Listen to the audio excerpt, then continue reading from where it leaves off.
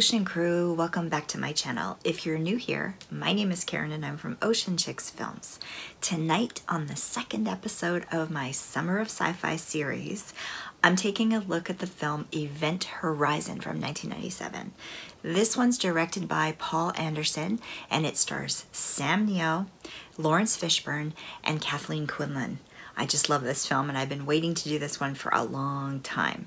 Event Horizon from 1997. A spacecraft called the Event Horizon vanishes and years later suddenly reappears, so a team is dispatched to investigate. The crew of the Lewis and Clark accompanies the Event Horizon creator William Weir, led by Captain Miller, to explore the seemingly abandoned vessel, but they find something sinister in its corridors. This review is going to be spoiler-free. Before we begin, I'd like to shout out Bryn from Horror Hands. He recommended yesterday's movie, Mosquito. Go check out his channel, the link is in the description box below. This film is a sci-fi supernatural horror, all of my favorite things. And it has a much bigger budget than the film I showed yesterday. And it also has a star-studded cast, really incredible, love Sam Neill. And it's all practical effects, and there's no CGI, only machines. So it's pretty incredible. They spent a lot of time building the set for this one. It was really under the radar when it first came out, but it's since become a cult classic, and wow, it's such a great film. In this film, the ship, the Event Horizon, is actually a character in and of itself, and there's a demonic presence there too. Unlike the movie Alien, where the alien creatures were the characters. So an actual event horizon in physics is where the space around a black hole is things are trapped. They can't ever escape. You'd have to achieve the speed of light in order to escape. So this William Weir, played by Sam Neill, he creates this technology on this ship that he believes can go through the black hole and come back. And at first they think it failed because they don't hear from the ship. But then years later when they do, he suddenly thinks that maybe it did work. But then they find the crew is not there. The crew's missing. So they're wondering what happened to the crew. And the new crew that's there to help recover the craft is set on just that, recovering the craft, because they feel it was a failed mission. But Sam Neill's character gets really obsessed with figuring things out and finding out what's going on and thinking that maybe this did work. The story takes us through the investigation and what happens to the crew. It's very plot twisty. I'm not going to give away any of the details, but it goes from sci-fi to supernatural horror pretty quick. So it's very cool. And it's got like an H.P. Lovecraft kind of feel to it. Sam Neill tends to do those kinds of movies, doesn't he? And it's also reminded me of Dante's Inferno, which I love so much. You should read it if you haven't yet. Got a chance to do that in university and really analyze it with the English professor, and such a good story. So throughout the film, we get to know each of the characters and all of their darkest secrets. So it's pretty good that way too. I really loved this movie a lot. So the Event Horizon ship is like a church, both metaphorically and physically. So its design is in the shape of a crucifix, and that was intentional. There is also an excess of gore, and if you like that, you're gonna love this one. I think it's just so well done. I'm not gonna give away the scene, but they actually used porn actors and amputees for this scene, and it's so disturbing. So like I said before, the film itself didn't do very well in the box office, and but it's become a cult classic since, so that's really cool. The reasoning behind that is the studio actually put a rush on it to get it out before Titanic. You know, I guess money, you know.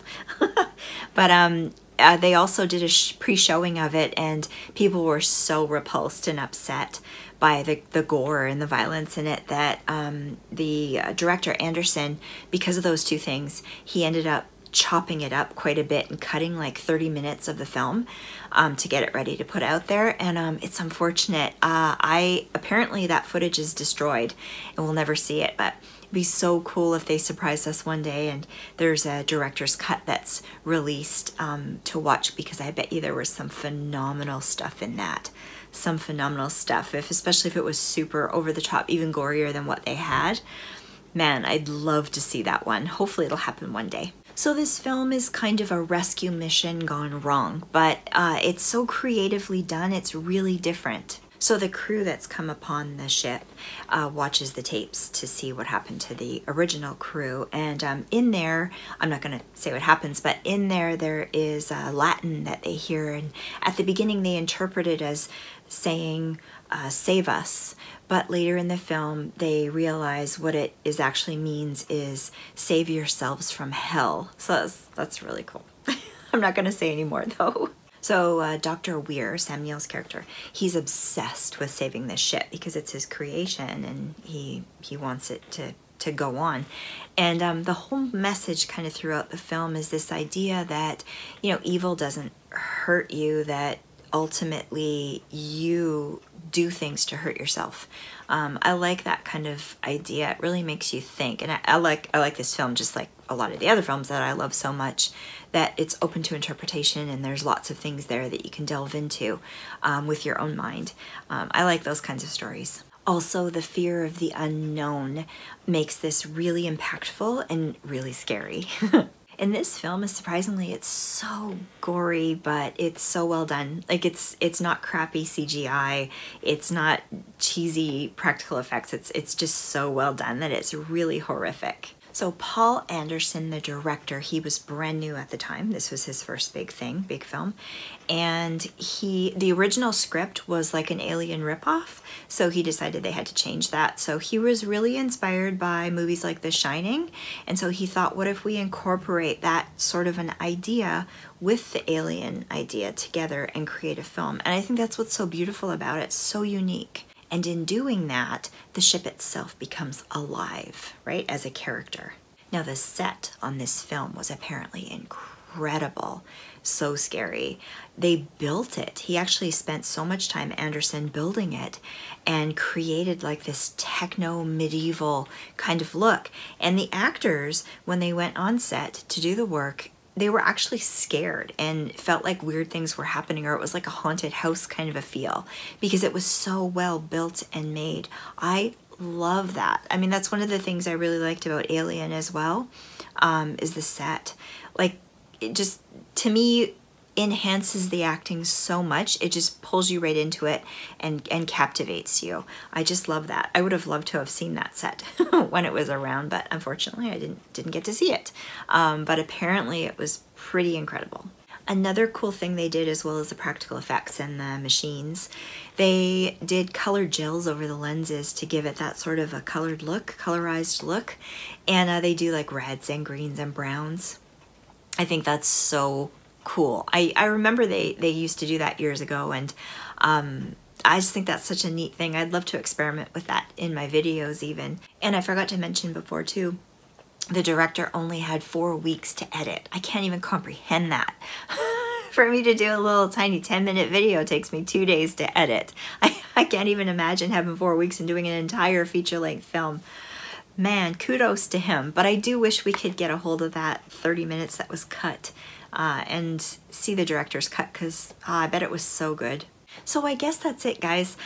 This is a bit of a shorter review. I'm gonna do another review that's a spoiler one because there's so much more I want to talk about with this film, but I can't do that because I said spoiler free. And so I'll do that. I'll keep you posted about that. So for my review, I love this film. I give it 5 shark bites out of 5, hands down. I recommend you watch it if you haven't seen it. And if you have, drop some comments below and let me know what you think. I'd love to chat with you about it. And if you like this video, don't forget to give me a thumbs up because it helps me out a lot, and subscribe to the channel for more Summer of Sci-Fi. You gotta see, I've got more videos coming up that are really awesome. And I'll probably do another series like this too. And also Spirits and Screams on Saturday night. We're doing a watch party of the sadness. You gotta stop by for that. That's gonna be so much fun. And I've got some really cool interviews coming up as well that I'm working on. Very excited about those.